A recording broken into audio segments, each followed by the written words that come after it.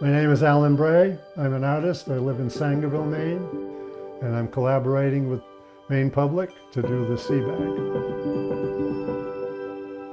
I grew up in Monson in the 50s and 60s. I was always making things and, building lean-tos in the woods and rafts and tree houses. So I was an avid maker of things, but I had never actually done art. I had never really seen art until I was in Boston one summer when I was probably 14 or 15. I went to the Museum of Fine Arts, and that's the first time I saw like real art.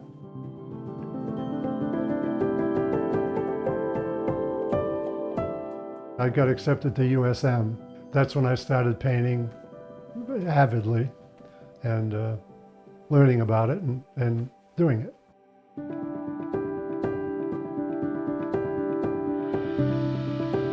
Well, I started painting with casein, tempera, while I was in Italy. I started working with tempera there because I had a professor who worked with it. And it dries instantly.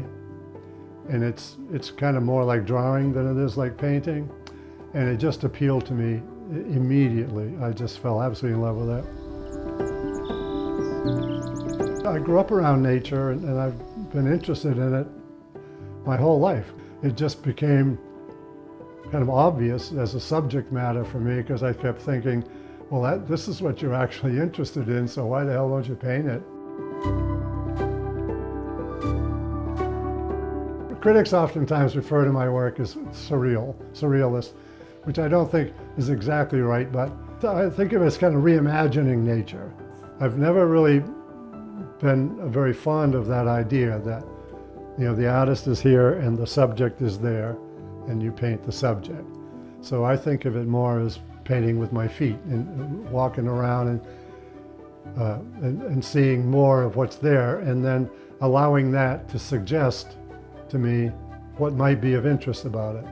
A pine stand or a cedar swamp is kind of an oasis from the rest of the winter. It's sheltered in there. The deer know that, and I know that. So that's that kind of an idea. That's what I want the painting to be about. I respond to a lot to familiarity.